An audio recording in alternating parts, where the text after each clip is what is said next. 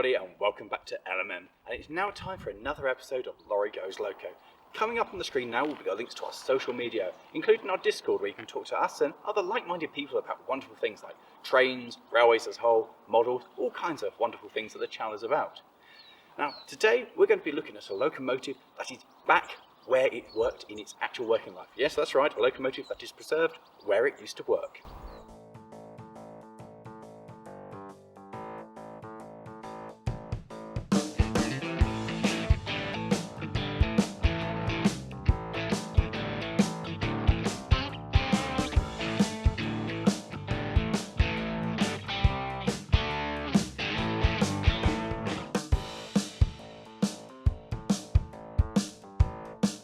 Today, I'm here at the Ayrshire Railway Preservation Group, who operate the Doon Valley Railway, and there has been a railway presence on this site since the 1850s. In fact, behind me here is one of the oldest railway engineering workshops left in the world. In fact, the entire site here is full of industrial heritage. The air is almost thick with it. You know it as soon as you get onto the site. You can just feel it. It's really quite an amazing place. And I spent the last hour or so just walking around here going wow, and just taking in the atmosphere. It's well worth a visit, guys, just to see, well, all this around us. Originally, it was a steelworks that was set up here, and later a brickworks followed. And in the 1940s, when the National Coal Board was formed, they operated out of here, going that way to some of the deep mines. And this operation continued all the way up to the 1980s, although they continued doing open cast mining further up there until 2010, meaning the industrial heritage in this area really comes through to our recent history. This isn't something that's ancient news. It really helps and tells the story all the way from the 1800s way up to present day, which is really quite an amazing thing of that it's continued for so long. The Railway Preservation Group themselves are founded in 1974, although it wasn't on this site here, they were further up the line that way. In fact, the other end of the railway. They only moved and came onto this site in 2005 when they made this their headquarters, and what an outstanding place to be based in, just in the middle of all this heritage to help tell the railway story and how the railway helped build this area. Like so many other railways, they are really feeling the pinch from the COVID pandemic. They haven't been able to open up last year, which takes away all of their income, which makes it particularly hard to move forward and to continue to maintain and improve the place ready for a time when they can reopen their doors. As such, currently they have a donation page going, a fund me thing. And more than anything, they would really appreciate you guys to help them to be able to stay open and to be able to reopen after this. It really is something that would make a massive difference to the guys, and they would really appreciate it. And as they'd let me come along today to a bit of filming, it would be really nice, guys, because this place is really somewhere special. And if you want more information on the railway itself, there is a link to both the GoFundMe or the donation page thing, their website, and if you really like it and you like to become part of the story here, there's information on how you can become a volunteer as well. With all that said, let's go have a look at today's locomotive.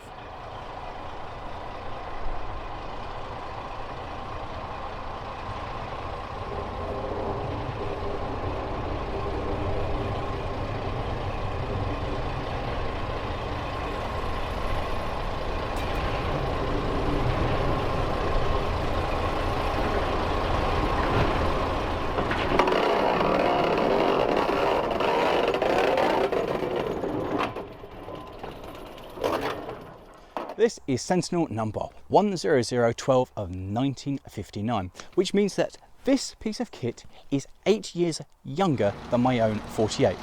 And just look at it, it is a completely different era of design.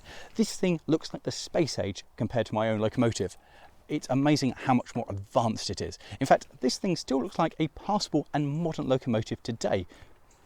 Most of you will look at this and not even realise it's that old. It was supplied new and went to Staveley Iron and Chemical in Derbyshire, and it stayed there working around in their complex until 1972, where it changed hands and was owned by Thomas Hild Locomotive Builders. And this is where the history gets a little bit fuzzy. At some point, it went off and worked for Shell at their refinery at Teesford, moving things around. And when I say Shell, I mean the guys who make petrol that you can buy and diesel and stuff. Yeah, them guys, big company. I'm not really sure how long it worked there, but At some point, it got taken into the ownership of the National Coal Board Executive, and it was moved to Blair Hill, which I have no idea where that is, but it definitely went there, and it worked there for a period of time. We don't really know. In 1978, it moved again, and it came here to Dunaskin, which is the shed just there. So this locomotive was working here. It worked at the pit, which is up that way, and was based in the shed here. So it's kind of cool to have it back where it was. The locomotive continued to work here, shunting the trains around until 1986, where rail traffic at this site stopped.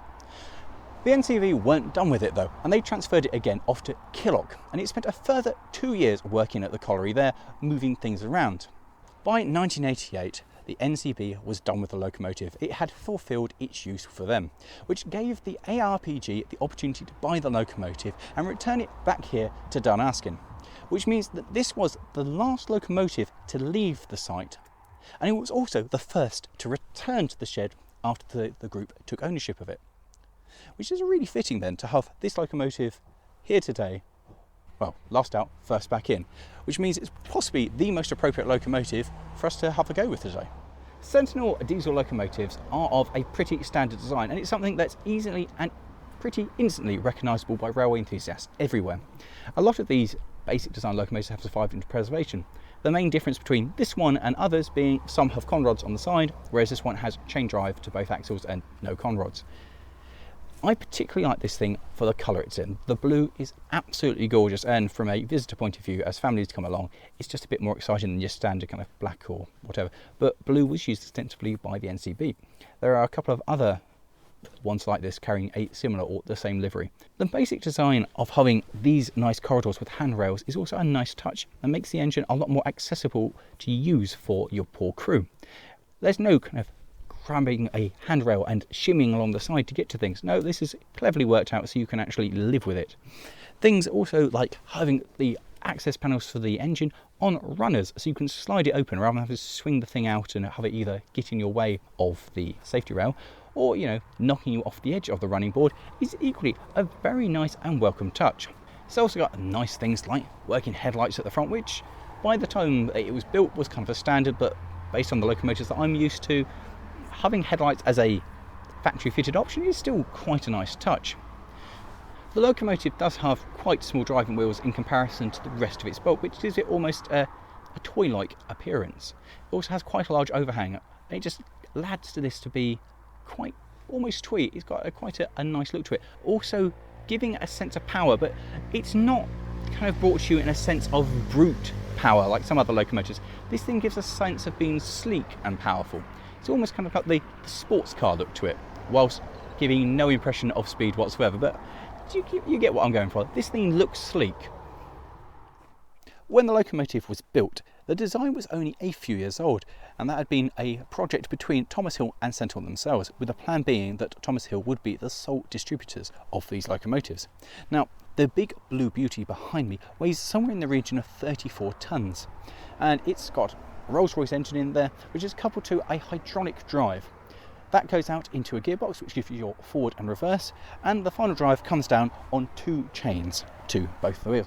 Now, the drive on this will produce somewhere in the region of 24,200-ish pounds for its tractive effort, which translates into old money as well. That's actually quite a lot. These were pretty powerful locomotives, which were capable of taking away pretty much anything.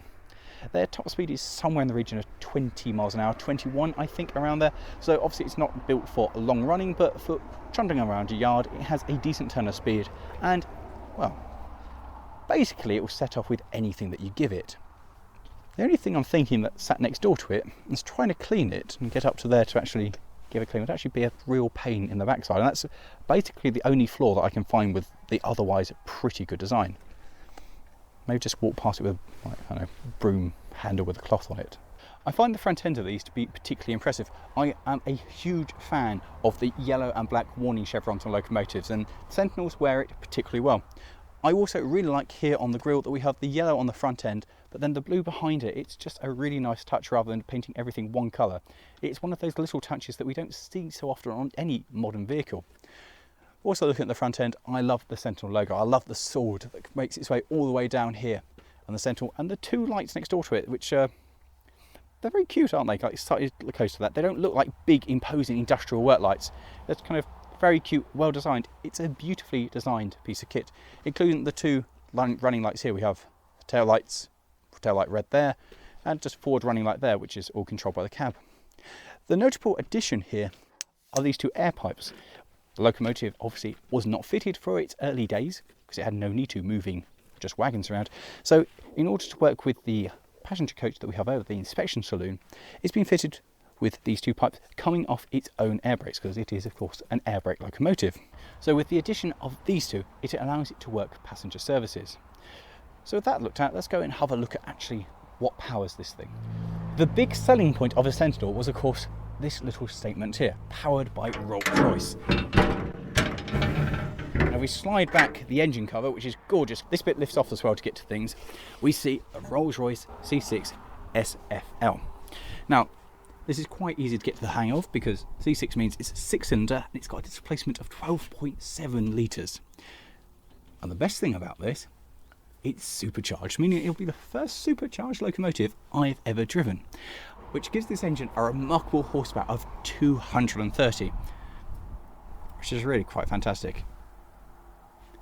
So, having had a look at that, let's move over to the cab and have a look at all the controls in there.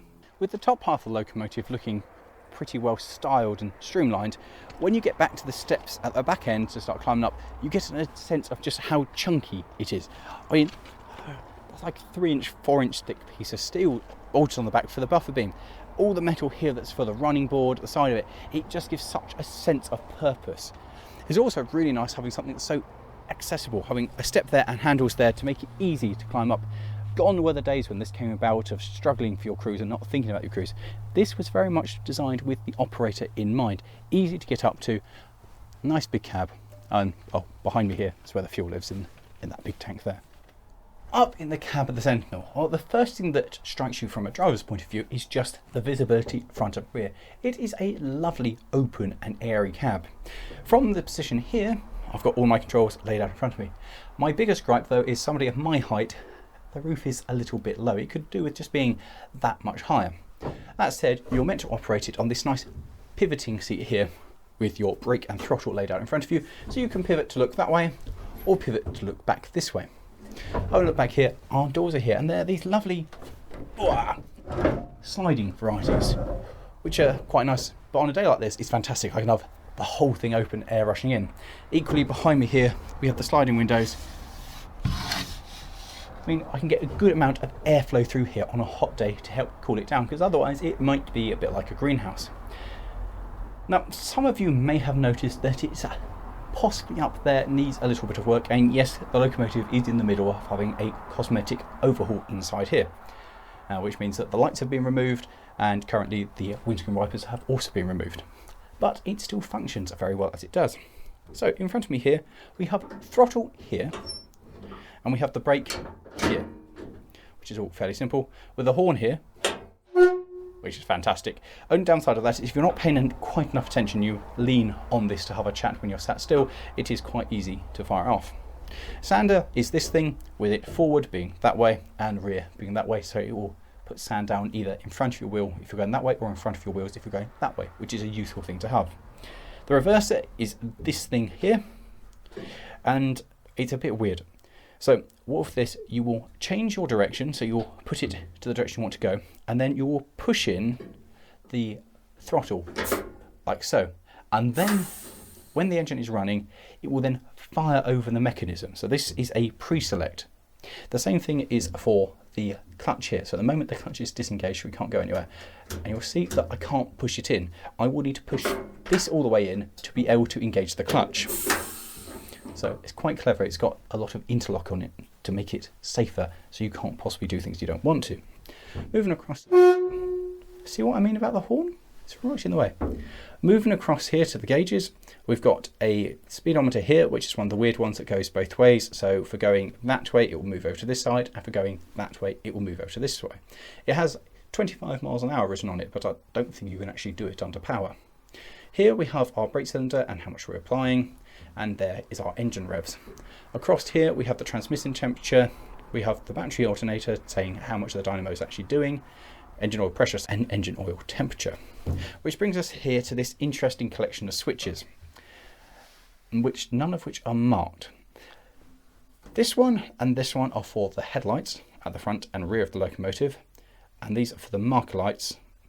This one here is basically the ignition. By switching that on, it would make this switch come on, which is the button that's meant to start it.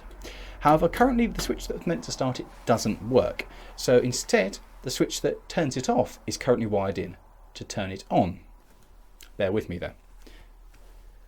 This one, this one, this one, and this one, and this one would work the windscreen wipers on all four windows, with one of them turning the cab heater on, which you can see the grille foot down there. Currently, as it's in the middle of being done up, none of those are actually connected, but we don't need them. For those of you who have been paying attention, you may be wondering, if the button that used to turn it off now starts the engine, how exactly do we stop the locomotive? Well, I'm so glad that you asked. Down here we have a very high-tech solution. This is a piece of wood attached to a piece of string, and the string goes around the engine stop. Yep, it's a temporary solution since the switches stopped working. So it works, and it will be rectified back to working on the switches once the restoration in here is complete. As most of the operation at the moment involves propelling, there's a button here so the driver can buzz the guard, and a little flashy light connected to a buzzer so the guard can communicate with the driver. Finishing off, we have a gauge here that shows us the air for when we're working the train, and there is the dump valve for controlling the air on the train brake, so we can control how fast we are and put the brake on the train. And finally, down here, nice handbrake. If I come into the middle, I can stand up clearly. Yep, handbrake there. And that's basically it. It's a rather nice cab, which basically you can operate on your own or from either side, or at least originally. I mean, it's now designed to be driven from that side because you've got the brake for the train. I really can't get over just how nice it is up here with super visibility. The engine being quite narrow and the rails here give you good visibility down the front. I can see right down to my buffers both sides, which means buffering up to stop for shunting is an absolute breeze. So with all the controls looked at, let's go around and see how hard this thing is to prep, and then we'll take it out for a run. Being one of the later designs of industrial locomotive, things had moved on as well for prep, and it's been made simple. First off, here we have a filler for the axle boxes, which they're sealed and they don't need touching. So far, apparently, they have never needed to fill them up. They're inspected regularly, but the railway say we have not needed to touch them, so we're not going to touch them. But there's one there, one there. Next, we move round to the engine. Opening up the easy to use slider door reveals the dipstick. Pull that out and check that it does indeed have the black wet stuff on it. It is full of the black wet stuff, and this is a good start. Whilst in here, just have a quick look, make sure the belts are still taut and nothing is going to instantly shred itself when we fire the engine up. That all looks fine. Now slide this back across, reach on top up here to remove the cap, which is a pull out like so, and inspect to see if we have any water. It's full of water. That's prepped on up here. Swing ourselves round and walk back to this end. As we clamber up into the cab, we pass the diesel tanks, which are in there, as well as the batteries. The way of checking the diesel tank is method of a stick. I'm reliably informed that we're full. The last thing I've prepped to do when we're up here is to lift this, and down in here we have the chain oiler, which is that little reserve there, which oils the chains which give us drive. It's got enough oil in today. And with that, he says, go on, release, thank you. That's prep finished, which means the last thing to do is to push the start button.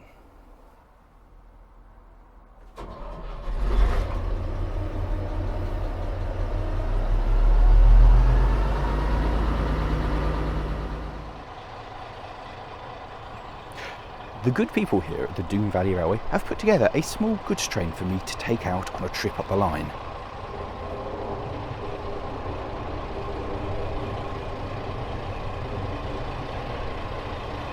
So way up the line. I'm told it's absolutely stunning, and we have chosen a very nice day to visit. So, as we're here, the first thing to do, push the ring and put the clutch in. We hear that go, stop. And that's it clicking as it goes into forward gear. So we've pre-selected forward. The next thing to do, give it a blast of the horn and take the brake off.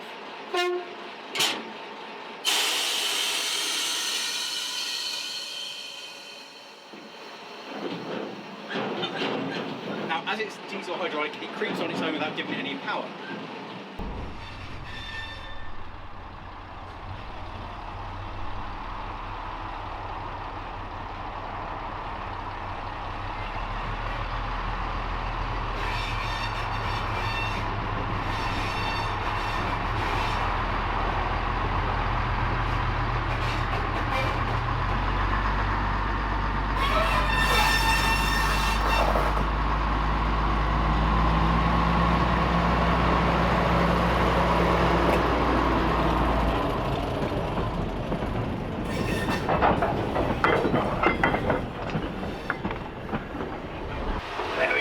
Sitting down now because this is designed very much for sitting, and my head bounces on the ceiling if I stand up. That's lovely. So we're going to take it nice and gently as we come out of here. The first thing that strikes me is just the sheer power of this. It sounds a lot smoother than a lot of things I've driven in the past, but the fact it just walks away with, oh, they're 20-ton vans, they must have almost 60 tons behind us. And it's just walked away with it like it's nothing. Pulled away, super. Now, what's particularly exciting on this railway is alongside me, right now, is Network Rail. And their boundary ends just about here. So currently we're next door to a Network Rail line. And the road ahead, we converge with the same railway. So in my mind, it feels like I'm going out on the proper railway. And that, my friends, is genuinely exciting. That's the boundary ending Network Rail, and now we curve out onto the line. So check back to make sure the train is following.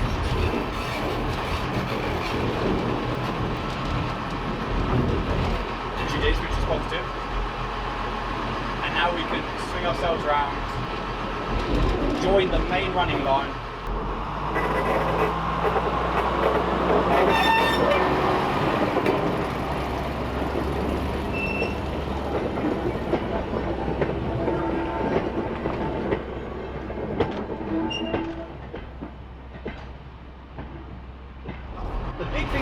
About this engine from a driving point of view is how good the visibility is everywhere. This cab is superb.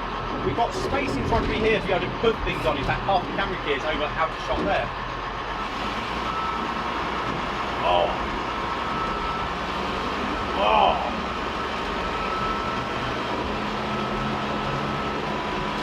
That is fantastic. The throttle response is slightly slow. The engine comes straight away, but it takes a few seconds for the hydraulic drive to actually kick in for it to get up to speed and produce forward momentum. But it's amazingly smooth. The engine sounds silky smooth. In fact, the engine sounds like it's a brand new power plant. And you've got a kind of a buzz associated with the supercharger on it as well. But the way this puts out power is just gorgeous. And again, it's just a lovely thing to have a one finger operation, set the power, and it just goes. It's absolutely marvellous. And we're now on a fair grade climbing uphill, and it's making it like it's nothing. Oh, this is absolutely marvellous. It makes a noise that's unlike anything else I've ever driven. It's a far more modern noise, something you associate with a modern locomotive, not something that was built, well, 60 years ago. It's just amazing. It's far more, this is a big modern locomotive rather than a small old industrial. When Sentinel built these must have really been the absolute cutting edge of what was available. It's fantastic. I'm also loving my pivoty seat, so I can swing back, check my train, swing forward and forward. It's very nice operation. This thing really was thought of the operator in mind. They planned this out very nicely to make it, yeah, Susan. Vision forward is superb. It's brilliant. I can see exactly what I'm doing. Sure, I have the bonnet in the way, but I have very, very good visibility in front of me, but not too far back. And as we're sitting like this, head can go outside the cab and check out what we're doing very, very easily. It's just, this thing is an absolute joy.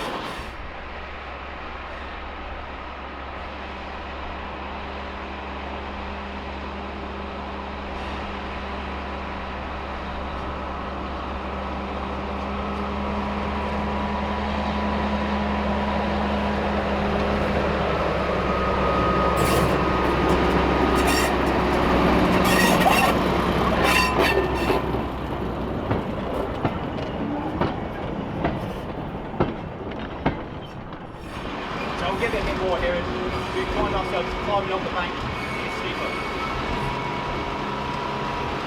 It doesn't radiate like more power in the same way as some of the things I've driven, but it's a very different kind of subtle power. You really do know it's got power.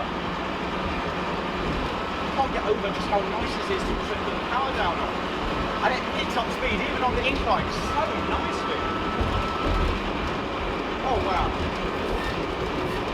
Oh, this is stunning. I mean, the locomotive's lovely, but the view out there is magnificent. We have chosen a very good day. What a thing. So as we come around this part here, we crest over the first of the hills, so we can start to get downhill. So it's a good opportunity now to test the brakes. So drop the throttle in and pull this down. Oh.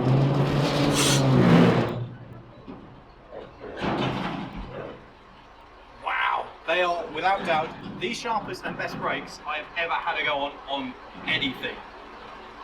Like, that was like stopping a car. I've driven lorries that have worse brakes than this. That is they are amazing. Pull away again. They're very sharp. They are very sharp.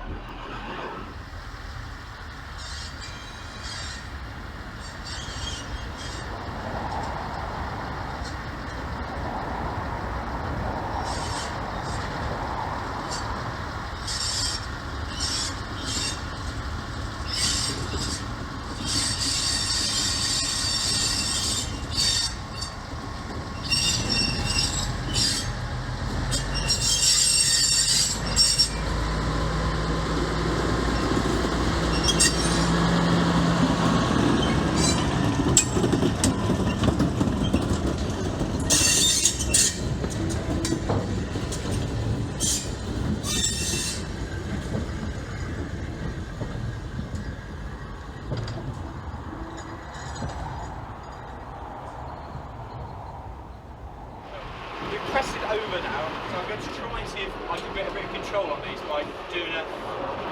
Oh! It's millimetres you need to move this to have control on it. Absolutely millimetres.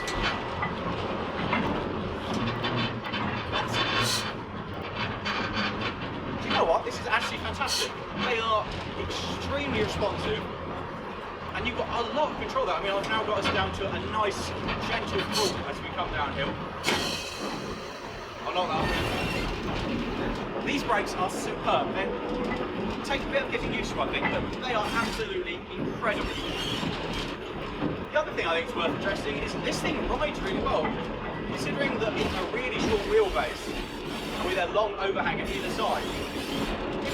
Sure, if we bounce up and down a bit, I think it's actually pretty comfortable up here. I mean, it's helped by the padded seats. But it's pretty good. In fact, it's very good. I was expecting this to run a lot worse. This is expected to be a lot worse a ride. And sure, we squeal a bit coming around the curve here as it's a little bit tight, but it's not bad. It's quite interesting the way that we ride. You can see as we hit rail joints, the nose rise and fall. But it doesn't really translate into anything rough inside the cab. You feel the odd little bump, but you don't feel it crashing as much as you expect to from how much it falls, rises and falls. It's very strange.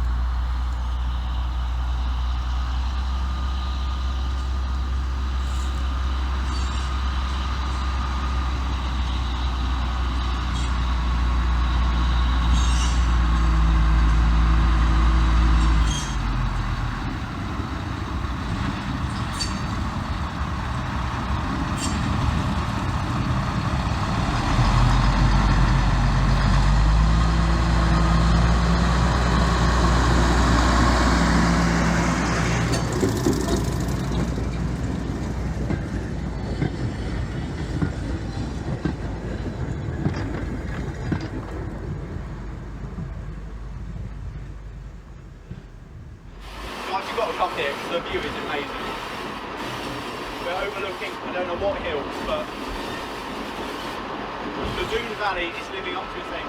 We are on the edge of the hills here, and it's the most gorgeous panoramic view over there. I don't actually understand how this railway isn't better known in views like this. It's absolutely outstanding. So one of the things they do is this locomotive goes up with their parameter saloon, which offers really beautiful view around. They've got forward viewing on it, so you can be in the front of the train looking around everything and seeing this amazing scenery firsthand.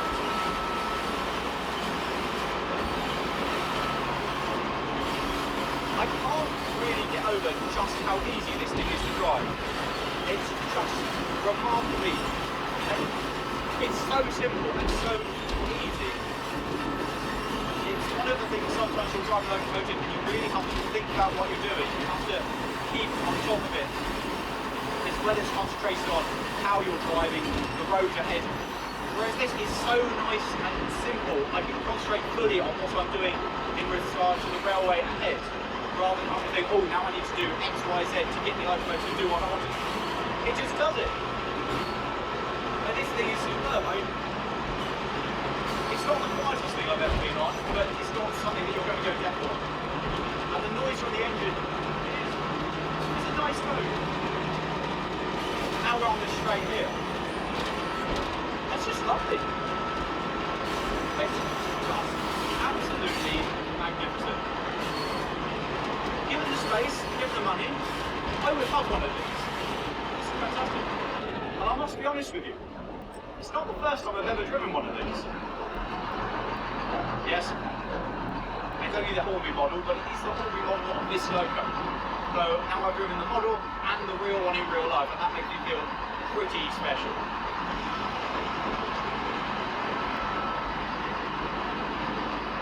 I've got to say, guys, normally I'm not a fan of the more modern things. When this goes down, I'm one of the best locomotives I've ever driven. This is a superb bit of design, and it drives absolutely amazing.